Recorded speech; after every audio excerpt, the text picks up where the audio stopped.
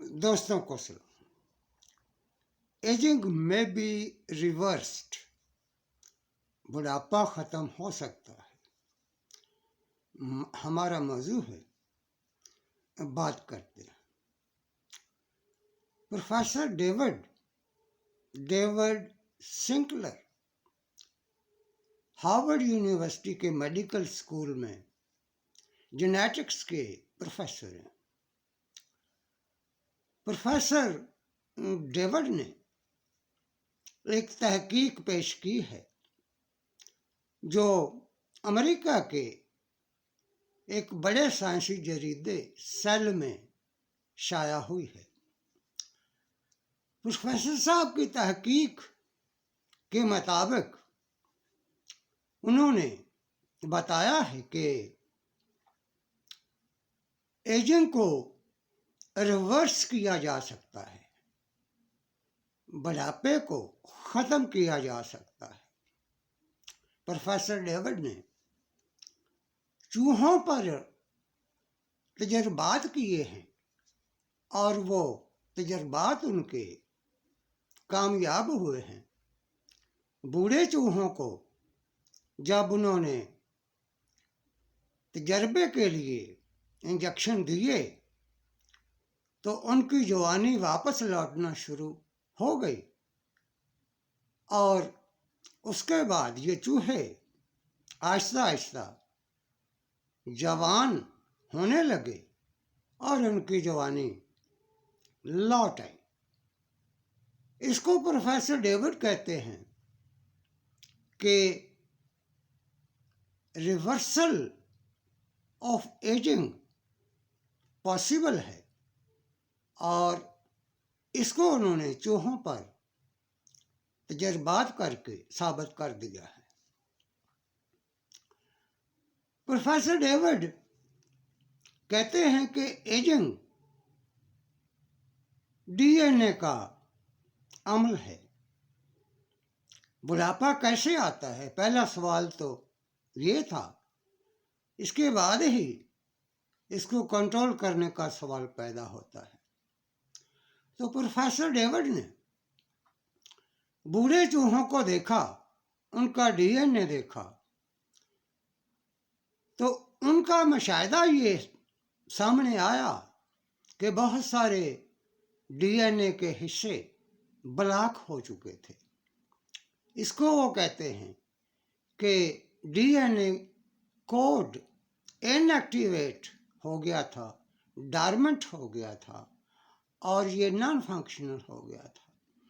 جب یہ عمل شروع ہوتا ہے تو بڑھاپے کا آغاز ہوتا ہے، اور جیسے جیسے اس میں اضافہ ہوتا ہے، blocking of D N A code میں جیسے جیسے اضافہ ہوتا ہے، اسی نسبت سے آدمی بڑھاپے کی طرف سفر کرتا ہے.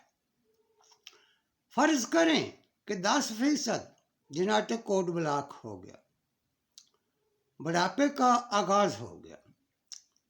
پھر 20%، 50% بلاک ہو گیا، D N A code non functional ہو گیا. اس کے بعد 80% ہو گیا.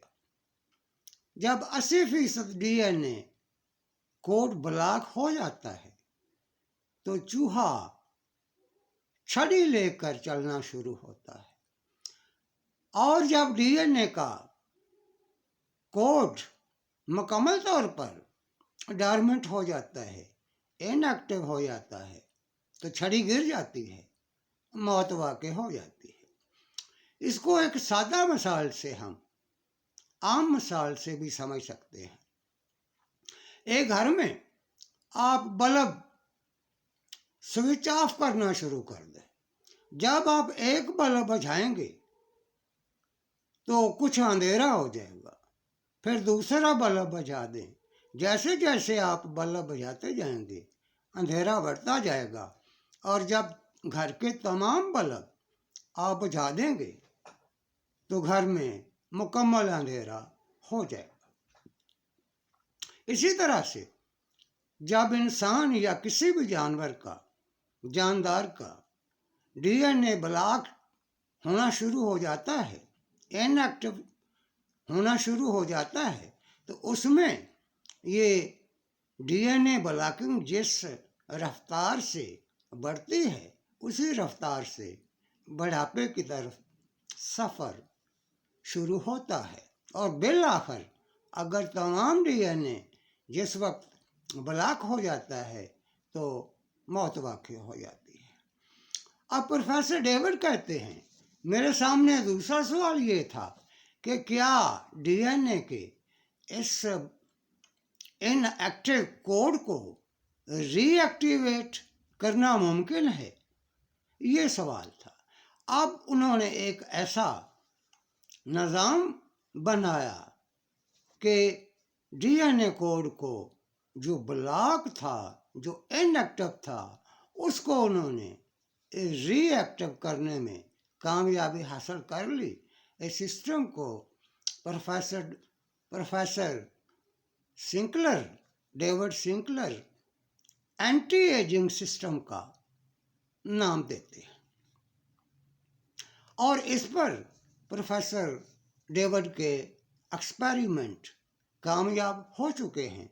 बूढ़े चूहों पर उन्होंने अपना एंटी एजिंग सिस्टम आजमाया है और उन्होंने इसको कामयाब देखा है।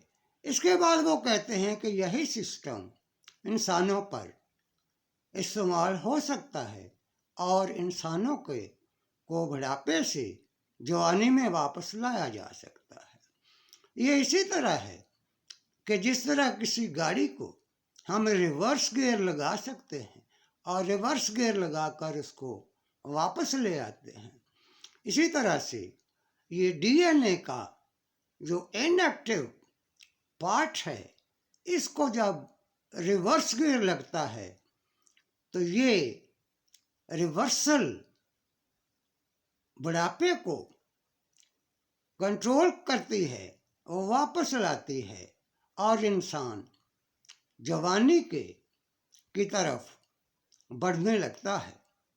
ये इसको professor David anti aging system कहते हैं, एपिजीनोम का नाम भी देते हैं।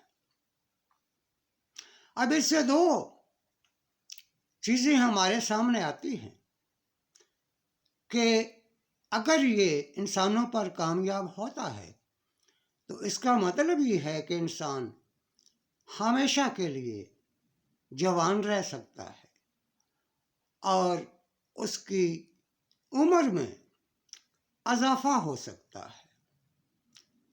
500 बरस या 1000 बरस तक या इससे भी ज़्यादा इंसान ज़िंदा रह सकता है और जवान भी रह सकता है, जिसको अगर हम सिंबलाइज करें तो इसका मतलब ये होगा कि प्रोफेसर सिंकलर, डेविड सिंकलर ने आबे हयात दरियाफ्त कर लिया।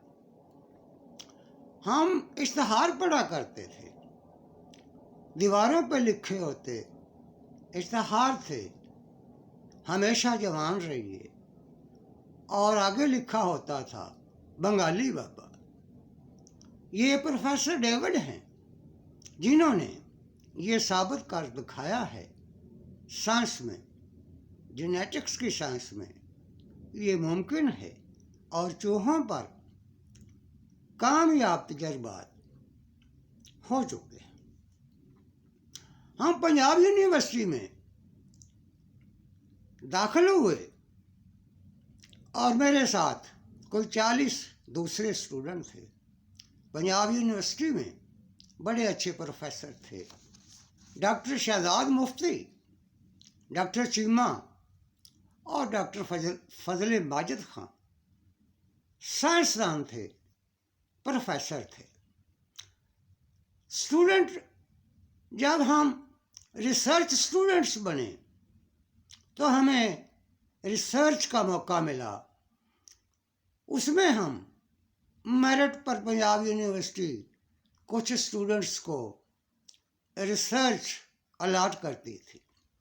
इसमें मेरे साथ जो दोस्त थे, जो स्टूडेंट थे, उनमें ज़्यादा तो मुझे भूल गए।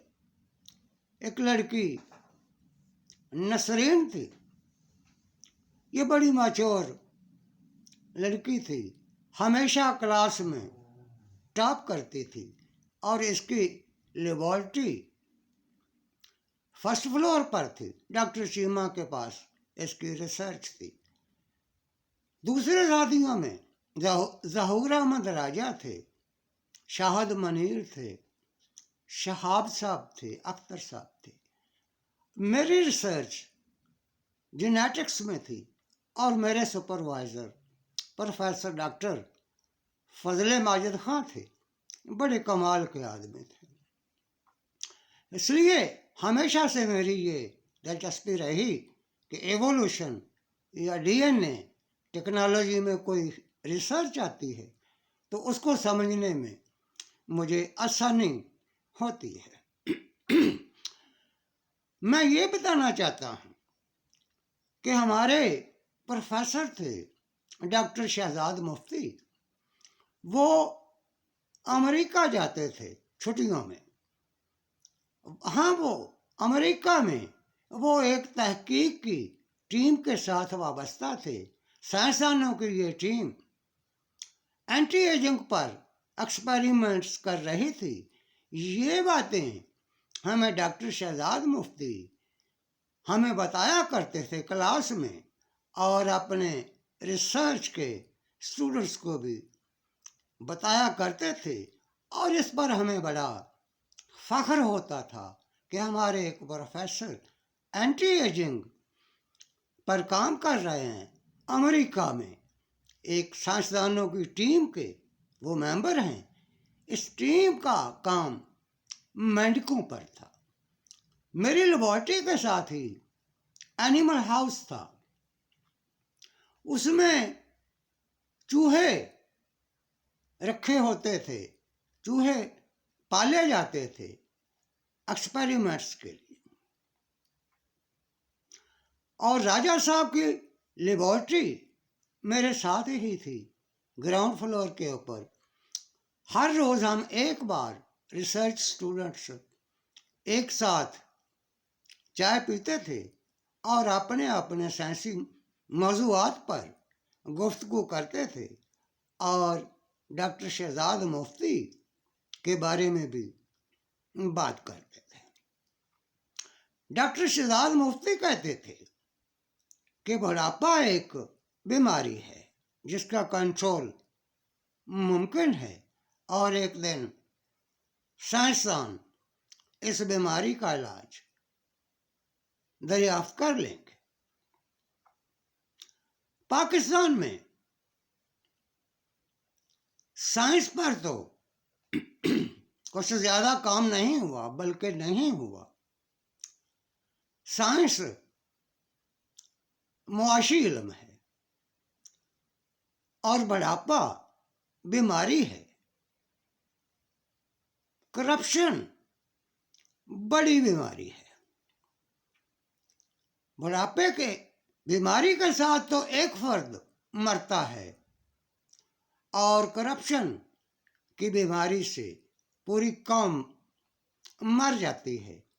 पाकिस्तान करप्शन का मरीज है, और कौमी मौत हमें लोग बता रहे हैं, समझदार लोग बता रहे हैं कि पाकिस्तान अपनी कौमी सलामती के खतरे से दो चार हो चुका है। पाकिस्तान में अब डिफॉल्ट की बात हो रही है, चूहों की बात है, चूहों पर बात है, तो चूहों की बात कर लेते हैं। पाकिस्तान में बहुत चूहे हैं, बहुत बड़े बड़े चूहे हैं। गंदम खा गए, आटा खा गए, बिजली खा गए, पानी पी गए, सब कुछ खा गए, जमहूरियत खा गए, امن کھا گئے اور اب پاکستان کھا رہے ہیں۔ چوہے بہت موٹے ہیں اور پارلیمنٹ میں گھسے ہوئے ہیں۔ جب تک ان چوہوں کو کنٹرول نہیں کرتے تو پاکستان میں کرپشن کی بیماری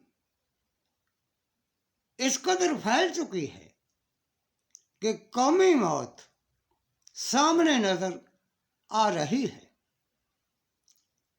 ان چوہوں کو کنٹرول کرنے کے دو طریقے ہیں، دو آپشن ہیں۔